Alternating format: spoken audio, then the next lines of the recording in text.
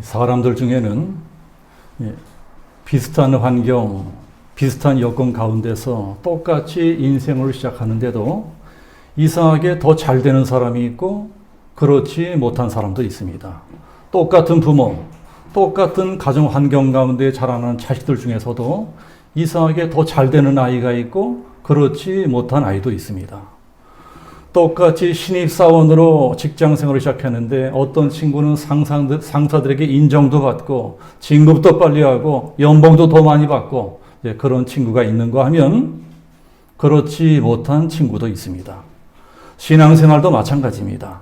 똑같은 교회에서 똑같은 목사에게 똑같은 설교 듣고 똑같이 신앙생활 하는데 어떤 분은 믿음도 쑥쑥 자라고 은혜도 받고 복도 받고 인생도 슬슬 풀리는 그러한 분들이 계시는가 하면 그렇지 못한 분들도 계십니다.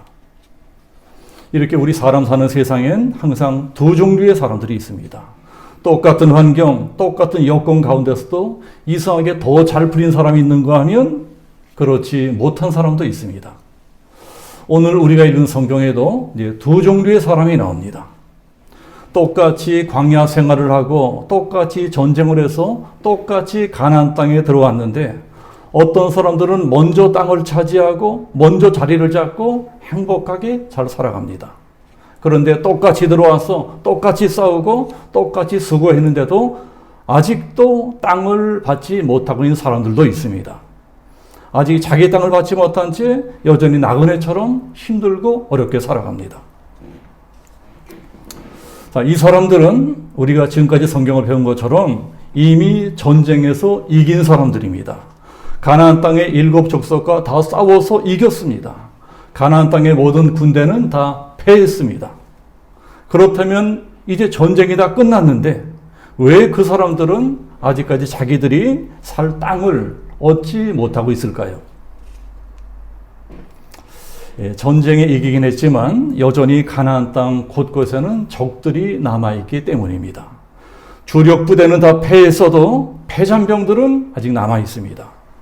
자, 6.25 때 인천 상륙작전으로 공산군들이 완전히 패했습니다. 다 북쪽으로 쫓겨갔습니다. 그래도 한동안은 여전히 우리나라의 전투가 계속되었습니다. 자, 왜 그래요? 아직 패잔병 잔당들이 남아있기 때문입니다. 북한군 패잔병들이 지리산 속으로 들어가서 빨치산이 되었습니다. 빨치산이 된 북한군 패잔병들이 끝까지 저항을 했습니다. 그래서 북한 군대가 패배해서 북으로 쫓겨난 뒤에도 상당히 오랜 기간 동안 지리산에서는 전투가 계속되었습니다. 그런데 빨치산들이 만만하지 않았다고 합니다. 그 지형지으로 훤히 꿰뚫고 있는 것입니다. 그래서 우리들의 국군 경찰 진압부대가 상당히 오랫동안 고전을 했다고 전해지고 있습니다. 지금 이스라엘이 그런 형편입니다. 큰 전쟁에서는 이겼지만 여전히 작은 전투는 계속되고 있습니다. 가나안 땅의 7 족속 주력 부대는 괴멸되어서도 게릴라 잔당들은 여전히 건재합니다. 그러니 그러한 게릴라 잔당들을 완전히 소탕하기 전까지는 전쟁에 이겼다고 해도 마냥 안심하고 살 수가 없는 것입니다. 그냥 들어가 살기에는 너무나 위험합니다. 그런데 여호수아가 어떻게 하고 있습니까? 그냥 땅을 미리 다 나눠줘 버렸어요. 우리가 지난주 공부한 것이 그런 내용입니다. 아직 적들이 버티고 있는데도 그냥 유다 자손들에게 땅을 나눠줘 버리고 요셉 자손들에게 나눠줘 버렸습니다. 믿음으로 그냥 나눠줘 버린 것입니다. 요셉 자손과 유다 자손들이 제비를 뽑아서 갖게 된 땅이 그런 땅입니다. 그러니까 그 땅에 들어가서도 계속 싸워야 돼요. 이게 지금 영적으로 우리들에게 일어나고 있는 일이기도 합니다. 여호수아가 가나안 땅을 지배하고 있던 강력한 7 족속과 싸워서 이긴 것처럼 예수님께서도 이 세상을 지배하고 있던 강력한 사탄 마귀와 싸워서 이기셨습니다. 십자가 권세로 사탄을 물리치셨어요. 사탄은 갈보리 산에서 예수님께 패했습니다. 예수님이 사탄과의 큰 전쟁에서 이겼습니다. 그러나 지금 우리가 살고 있는 세상은 어떻습니까? 이 세상에는 여전히 사탄의 잔당들이 남아 있습니다. 악한 영들, 더러운 귀신들이 여전히 우리들을 괴롭히고 여전히 우리들을 공격하고 있습니다. 그래서 우리들은 큰 전쟁에서는 이겼어도 여전히 작은 전투는 계속해야 됩니다. 그런데 이 마귀 잔당들도 힘이 있는 것입니다. 큰 전쟁에서는 패했어도 이 빨치산들이 여전히 지리산 일대를 장악하고 있었던 것처럼 귀신들도 여전히 힘이 남아 있습니다. 그런 적들하고 계속 싸워나가게 되는 것이 우리들의 신앙생활인 것입니다. 우리의 싸움은 지금도 계속되고 있어요. 그러니까 우리가 언제까지 이런 싸움을 계속해야 되느냐? 예수님이 재림할 때까지 계속해야 됩니다. 우리의 싸움은 예수님이 재림하셔야만 끝나는 싸움입니다. 예수님이 재림하실 때 사탄, 마귀와 이 세상에 남아있던 모든 더러운 영들, 귀신들을 묶어서 다 지옥불속에 던져버릴 것입니다. 그제서야 완전한 평화가 찾아옵니다. 자, 어쨌든 이 가나안 땅에 큰 전쟁이 끝난 것만은 분명한 사실입니다. 이 적군들의 주력 부대는 괴멸되었어요. 이스라엘 12지파가 힘을 합쳐서 이 가나안 땅의 7족속을 모조리 괴멸시켜 버렸습니다. 그때 도망친 잔당들이 게릴라들이 되었습니다. 이 게릴라 부대들이 틈만 나면 공격하는 것입니다. 자, 그런 놈들은 이제 각 지파별로 알아서 소탕을 해야 됩니다. 그런 잔당들을 소탕하고 살아가라고 미리 요셉 지파, 유다 지파에게 땅을 나눠줘 버렸어요. 유다 지파, 요셉 지파가 얻은 땅은 우리들이 지난주까지 공부한 것처럼 아주 넓고 크고 기름진 좋은 땅이었습니다. 그래도 마귀 잔당들을 완전히 물리치기 전까지는 여전히 위험한 것입니다. 자, 그것을 알면서도 유다 지파, 요셉 지파는 다 자기들이 받은 땅으로 갔습니다. 제비 뽑아서 받은 땅으로 갔어요. 자기들이 받은 땅으로 가서 한 손으로는 열심히 일하고 또 한 손으로는 열심히 무기 들고 싸우면서 그 땅을 옥토로 만들어 갑니다. 점점 젖과 꿀이는 축복의 땅으로 만들어가고 그 사람들도 축복의 사람들이 되어갑니다. 자, 그러면 이제까지 몇 개의 지파가 땅을 얻었습니까? 자, 몇 개 지파? 우리가 지난주까지 공부한 대로 유다 지파와 요셉 지파 두 지파가 땅을 얻었어요. 그런데 이 두 지파 말고도 이미 먼저 땅을 받은 세 개의 지파가 더 있습니다. 그 세 개의 지파가 무슨 지파냐? 자, 우리 7절 말씀 보시면, 자, 7절을 보시면 중간쯤에 갓과 르우벤과 므낫세 반지파가 나옵니다. 갓과 르우벤과 므낫세 반지파. 이 세 지파는 이미 요단 동쪽 땅을 미리 받은 사람들입니다. 모세가 이 세 지파에게는 요단 동쪽 땅을 주겠다고 미리 약속을 했었습니다.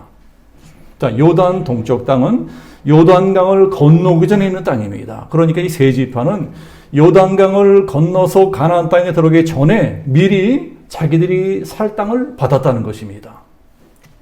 이미 땅에 있는 사람들이에요. 땅을 주면서 이 조건이 하나 있어요. 자, 무슨 조건이냐?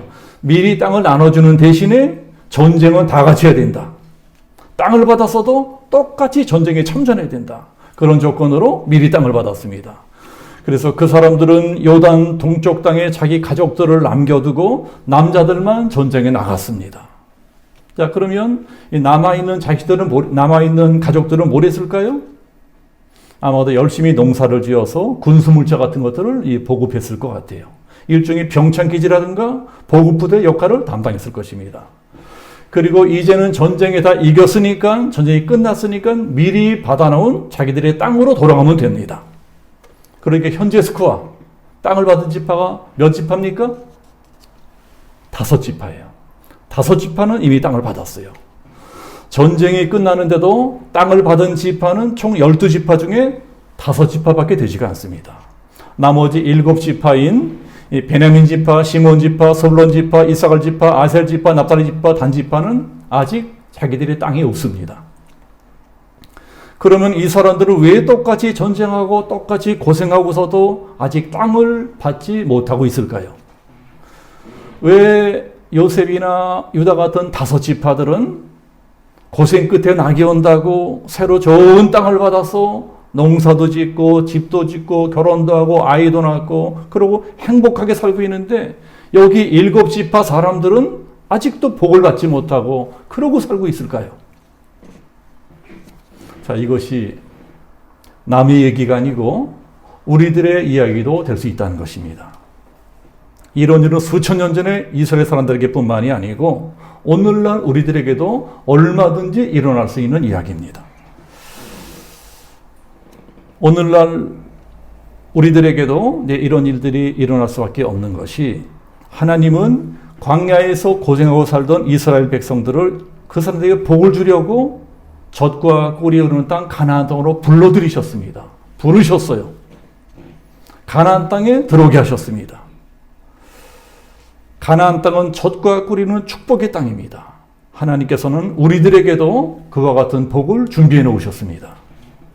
하나님은 우리들에게도 저 하늘의 신령한 복과 이 땅에 기름지고 풍성한 축복들을 준비해 놓으시고 우리들을 부르셨습니다.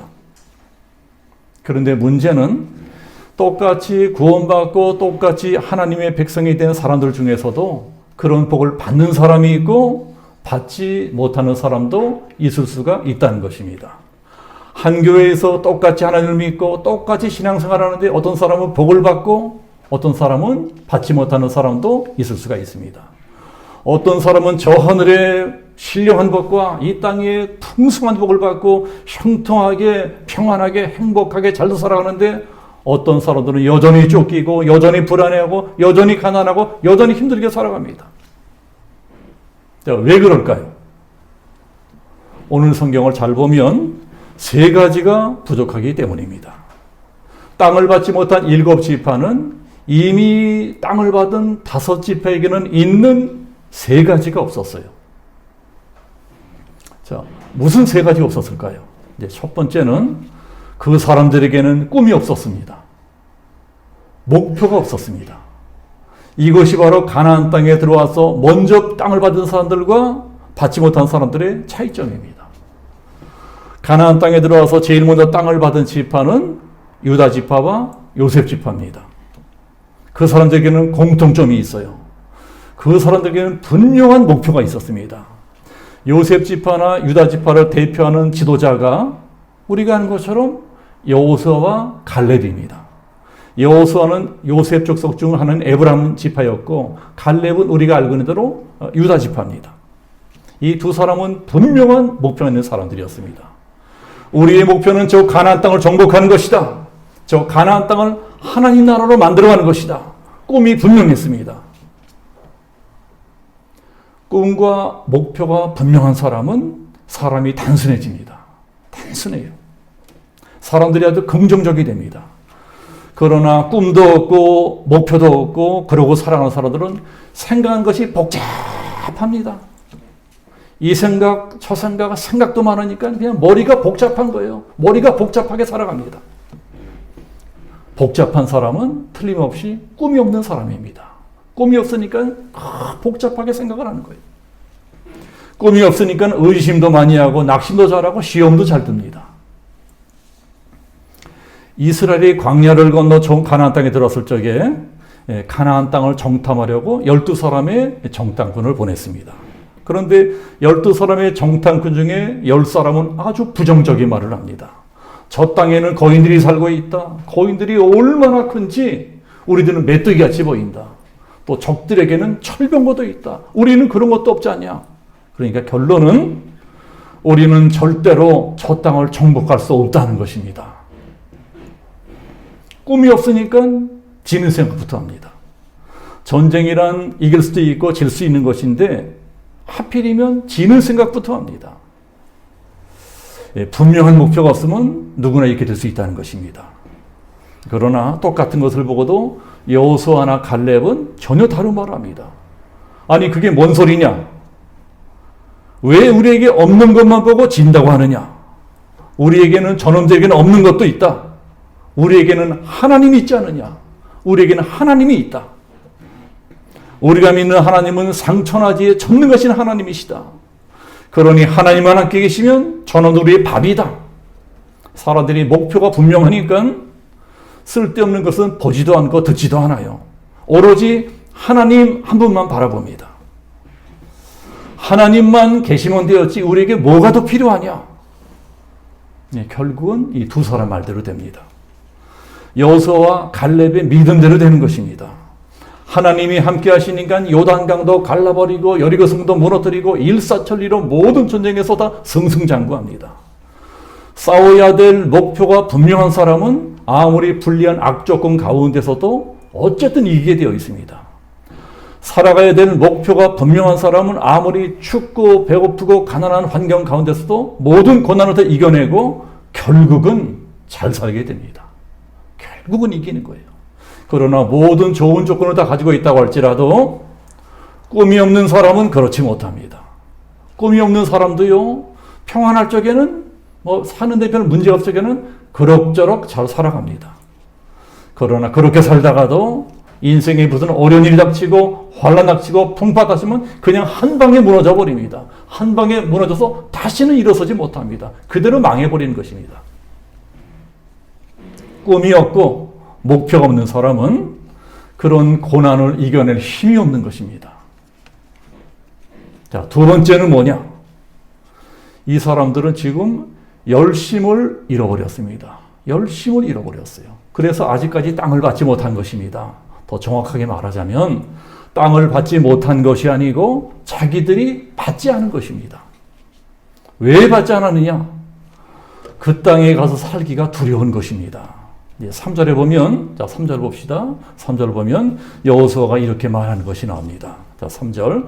여호수아가 이스라엘 자손에게 이르되 너희가 너희 조상의 하나님 여호와께서 너희에게 주신 땅을 점령하러 가기를 어느 때까지 지체하겠느냐? 이게 무슨 말씀이죠? 자기들이 가지 않고 있다는 것입니다. 땅을 주지 않아서 못 가는 것이 아니고 그 땅에 가서 살기를 싫어하는 것입니다. 그 땅에 아직 원주민들이 살고 있어요. 그 사람들도 만만치가 않습니다. 그런 적들하고 또 싸워야 됩니다. 싸워서 내쫓아야 돼요. 그래야 그 땅이 자기 땅이 됩니다.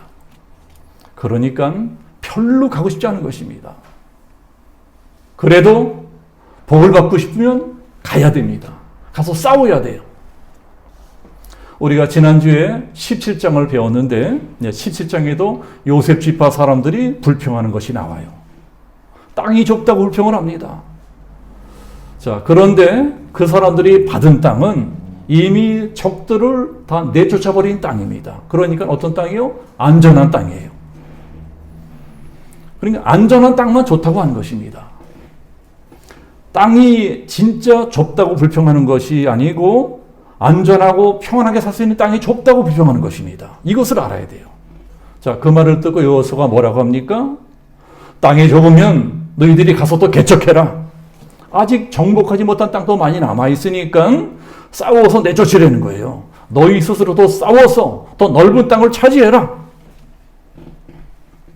구약 성경의 이런 원리는 신약 성경에도 나옵니다. 자, 세례 요한도 이렇게 말했지요. 천국은 침노하는 자의 것이다. 천국은 침노하는 것이다. 천국도 침노에 들어서 빼앗아야 된다는 것입니다. 물론 이 말씀은 이제 영적인 전쟁을 뜻합니다. 사탄 마귀를 내쫓아야 내가 살고 있는 이곳에 하나님 나라가 이루어집니다. 자, 그러니 아무것도 하지 않고 그냥 가만 앉아가지고 불평만 한다고 불만만 한다고 달라지는 것은 아무것도 없습니다. 우리가 더 낫게 살고 싶으면 뭔가 더 열심을 내야 됩니다. 우리가 축복받고 싶으면 남보다 더 열심히 살아야 됩니다. 남보다 더 열심히 일해야 돼요. 신앙생활도 마찬가지입니다. 우리가 정말 복을 받고 싶다면 기도하는 것도 더 열심히 하셔야 됩니다. 그런데 7지파는 지금 그는 열심히 떨어져 버린 것입니다. 믿음이 많이 떨어졌어요. 다 같이 싸울 적에는 열심히 싸우는데 이제는 자기네들끼리만 가서 싸워야 돼요. 자, 그걸 생각하니까 겁도 나고 너무 힘들 것 같고 가기가 싫어요. 이제는 그만 좀 편안하게 살았으면 좋겠습니다. 더 싸우기도 싫고 더 개척하기도 싫어요. 그래서 여기가 좋사오니 그래서 안전한 이곳에서 계속 살았으면 좋겠습니다. 그렇기 때문에 아직도 땅을 받지 못하고 있는 것입니다. 아직도 복을 받지 못하고 있어요. 이 세상에 대충 했는데도 성공한 사람 본 적 있으십니까? 사업하는 사람이 대충 했는데 재수가 더 성공했다. 자, 그런 사람은 제가 이제껏 본 적이 없습니다. 하다못해 시장에서 순댓국 파는 아줌마도 열심히 해야만 가게가 잘 됩니다. 열심히 해야 단골도 늘고 돈도 벌 수가 있어요. 이 세상 일이 다 마찬가지입니다. 우리 신앙생활도 똑같아요. 제가 이제까지 목회하면서 대충 신앙생활 했는데 저절로 믿음이 좋아졌다. 교회로 나오다가 말다 하고 기도도 하다가 말다가 하고 아무것도 안 하고 대충 살았는데 재수가 좋아서 저절로 믿음이 좋아졌다. 하나님이 뭘 착각하셨는지 실수하셨는지 엉터리 방터리로 신앙생활 했는데도 저절로 복을 주셨다. 이런 분은 제가 한 번도 만나본 적이 없습니다. 뭔가 남다른 복을 받은 사람들은 우리가 모르게 남다른 열심을 낸 사람들입니다. 남 모르게 나보다 더 많이 기도한 사람들이에요. 나보다 더 많이 충성하고 헌신한 사람들입니다. 정말 꿈이 있고 목표가 분명한 사람은 기도하는 것도 남다르더라고요. 신앙생활하는 것도 남다릅니다. 왜 내가 평생을 교회를 다니는데도 사는 것이 이러냐? 자, 그런 분들은 과연 나에게는 무슨 목표가 있고 무슨 꿈이 있나? 이것을 스스로 돌아봐야 될 것입니다. 정말 꿈이 분명한 사람은 대충 살지 않습니다. 기도도 나보다 더 열심히 해요. 우리가 기도에 대한 욕심도 있어야 됩니다. 다른 욕심은 필요 없어도 영적인 것으로 사모하는 욕심, 기도에 대한 욕심이 좀 있어야 됩니다. 나는 저 사람보다 더 많이 기도할 거야. 좀 이러한 기도에 대한 셈도 있어야 됩니다. 다른 것 셈 내지 말고 그런 것을 셈을 내야 됩니다. 영적인 것을 사모하는 셈도 좀 있어야 됩니다. 그래야만 신앙이 자라나는 것입니다. 신앙이 자라나야지 하나님 나에게 복을 주시죠. 자, 그러한 셈은 아무리 많아도 나쁜 것이 아닙니다. 자, 세 번째, 또 이 사람들이 왜 아직 땅을 받지 못하고 있느냐? 실패를 두려워하는 거예요. 적들은 철병거하는데 우리들은 그런 게 없다. 다 핑계만 대고 있습니다. 이제껏 이스라엘은 그런 무기가 없어도 모든 전쟁에서 다 이겼습니다. 자기들보다 강한 적들을 다 물리쳤어요. 철병거 없다고 진 적은 한 번도 없습니다. 그런데 왜 이런 소리를 하고 있나요? 이제까지는 여호수아가 시키는 대로 싸웠습니다. 여호수아가 시키는 대로만 하면 모든 전쟁이 다 이겼습니다. 그러나 이제부터는 여호수아가 없이 자기들의 힘으로만 싸워야 됩니다. 그러니까 두려운 것입니다. 지면 어떻게 하나? 패배하면 어떡하나? 실패하면 어떡하나? 싸우기도 전에 부정적인 생각을 합니다. 우리들의 신앙생활은 이런 부정적인 생각들과의 싸움입니다. 그것은 어느 누구도 예외가 없습니다. 여호수아도 그런 것이 없었던 것이 아닙니다. 여호수아도 1장에서 모세가 죽고 처음 지도자가 되었을 적에 두려워했습니다. 두려워서 떨었어요. 모세가 없이 내가 어떻게 혼자 싸울 수가 있을까? 모세가 있을 적에는 모세가 시키는 대로만 하면 됐습니다. 모세가 시키는 대로만 싸우면 다 이겼어요. 그러나 이제는 다 자기가 해야 됩니다. 사람들이 자기만 바라보고 있어요. 그러니까 두려운 것입니다. 이러다가 지면 어떻게 하나? 실패하면 어떻게 하나? 패배하면 어떻게 하나? 여호수아도 그런 적이 있었다는 것입니다. 저도 인생 살며 무수히 그런 적이 많았습니다. 이 교회를 개척하고 목회하면서 여기까지 오는 동안에도 막 어려운 일이 생기고 막 교회 말썽이 생기고 이럴 정도보다 무수히 이 두려운 생각이 들었습니다. 어떤 때는 다 버리고 도망가고 싶었어요. 그런 생각과 싸우는 것입니다. 우리들의 신앙은 부정적인 생각과의 싸움입니다. 부정적인 생각은 꼭 전염병 같은 것입니다. 지금 만약에 이 자리에 어떤 코로나 바이러스에 감염된 사람이 이 자리에 앉아서 마스크도 쓰지 않고 막 떠들고 얘기한다면 가까운 데 계시면 다 감염될 것입니다. 불평, 불만, 부정생성이 그런 것이라는 것이가 전염이 돼요. 링컨 대통령의 어머니가 어린 아들을 남겨두고 젊은 나이에 일찍 죽었어요. 그 어머니가 죽을 때 이혼을 했다고 합니다. 링컨아, 너는 절대로 부정적인 사람하고 사귀지 마라. 자꾸 불평하는 사람하고 가까이 하면 너도 전염이 된다. 똑같은 사람이 된다. 가정에서든 직장에서든 교회에서든 이상하게 자꾸 부정적인 생각을 하고 부정적인 말을 하는 분들이 계십니다. 그런 분이 하나 있으면 이상하게 주변 사람들이 하나씩 둘씩 다 물들어 버려요. 그래서 분위기가 좋던 좋은 가정, 좋은 직장, 좋은 교회가 이상한 곳으로 변해버립니다. 사람들이 점점 부정적인 사람이 되는 것입니다. 그만큼 부정적인 말이라든가 부정적인 생각은 전염성이 크다는 것입니다. 그런 사람들이 계속 그렇게 부정적으로 떠들고 부정적으로 말하고 그러면 잘 나가던 가정이나 교회나 사업이나 나라까지 망해버립니다. 그래서 우리들은 그런 사람들을 조심해야 됩니다. 우리들 자신이 그런 사람이 되지 아니하려고 애를 써야 됩니다. 그렇다면 어떻게 해야 되느냐? 여호수아가 해답을 가르쳐 줍니다. 여호수아가 7지파 사람들에게 명령을 해요. 자, 4절 봅시다. 자, 4절을 보시면 너희는 각 지파에 3사람씩 선정하라. 내가 그들을 보내리니 그들은 일어나서 그 땅에 돌아다니며 그들의 기업에 따라 그 땅을 그려가지고 내게로 돌아올 것이라. 자, 뭐라고 합니까? 그림을 그려오라는 것입니다. 그림을 그려와라.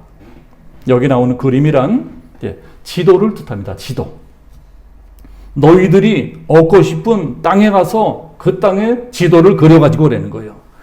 그 땅을 그림으로 자세하게 그려가지고 와라.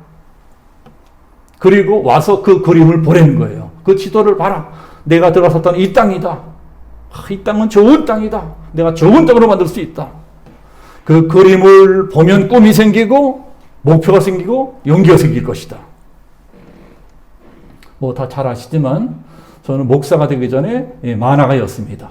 만화를 그렸어요. 제가 그린 그림이 뭐 수만 장 이상 되었을 것입니다. 그런데 그림을 그리기 전에는 반드시 연필로 데생, 밑그림을 그렸어요. 종이에다 항상 데생, 밑그림을 그렸습니다. 그리고 그 밑그림을 그린 데생한 그 위에다가 펜으로 진짜 그림을 그렸습니다. 지금은 종이에다가 펜으로 그리지 않습니다. 지금은 컴퓨터로 그림을 그립니다. 그것도 마찬가지예요. 자, 이 모니터 화면에 애플 펜슬로 그림을 그리는데 그거 똑같아요. 그것도 데생처럼 이 밑그림 그리고 그 위에다가 진짜 작품을 그립니다. 우리가 꿈과 목표를 갖는다는 것이 무엇이냐? 밑그림을 그리는 거예요. 밑그림을 그려야 그 위에 진짜 그림이 그려질 수 있습니다. 축복을 받고 싶으면 먼저 축복의 밑그림을 그려야 됩니다. 진짜 내가 원하는 것이 무엇이냐? 진짜 내가 받고 싶은 축복이 무엇이냐? 진짜 내가 살고 싶은 인생이 어떤 것이냐? 밑그림이 있어야 돼요. 밑그림이 분명히 그려져야 그 위에 진짜 내 인생, 내 작품이 탄생할 수 있는 것입니다.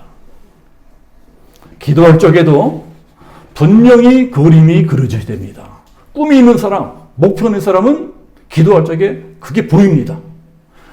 그게 보면서 기도하는 거예요. 우리가 기도할 적에 꿈이 있으면 내가 꿈꾸는 것이 보입니다. 목표가 보이는 거예요. 그래서 히브리서에도 믿음은 바라는 것들의 실상이요 보이지 않는 것들의 증거니. 꿈이 있고 목표 있는 사람은 기도할 적에 보입니다. 내 미래가 보이는 거예요. 그렇게 기도하면 내가 기도하는 것이 진짜 내 미래가 되는 것입니다. 축복받고 싶으면 먼저 꿈을 꿔야 됩니다. 분명한 목표를 가져야 돼요. 축복의 밑그림이 그려져야 됩니다. 하나님이 주시는 분명한 꿈과 목표가 있어야 됩니다. 그런 꿈을 꾸면서 목표를 분명히 바라고 사는 기도는 능력이 있습니다. 힘이 있어요. 그런 기도에 더 큰 능력이 나타납니다. 막 기적도 막 일어나요. 내 힘으로는 도저히 이룰 수 없는 꿈인데도 그 꿈이 이루어지기도 하는 것입니다. 네, 그렇지만 이제 그런 것이 없는 기도는 뭔가 힘이 없습니다. 오래 가지도 않아요. 기도하다가 금방 응답이 오지 않으면 이게 뭐야? 시시하게 금방 포기해버립니다. 그러나 진짜 꿈이 분명한 사람은 기도하다가 아무리 고난이 오고 아무리 어려운 일이 생겨도 끝까지 기도합니다. 끝까지 기도합니다. 어려운 일이 생기면 생길수록 더 악착같이 더 결사적으로 매달려 기도합니다. 기도할 적에 목표가 눈앞에 보이니까 끝까지 기도할 수 있는 것입니다. 자, 제가 이제 말씀을 마치면서 우리 성도님들에게 한 가지 여쭈어보겠습니다. 우리 성도님들은 지금 무슨 꿈이 있으십니까? 꿈은 나이도 상관이 없어요. 꿈은 나이도 상관이 없습니다. 젊은 사람만 꿈을 꾸는 것이 아닙니다. 지금 무슨 꿈이 있나? 나는 과연 무슨 꿈이 있고 무슨 목표가 있나? 만약에 나는 꿈이 없다. 나는 그냥 대강 살고 있다. 이런 분들은 하나님께 구하셔야 됩니다. 사실은 꿈도 내 멋대로 꾸는 것이 아닙니다.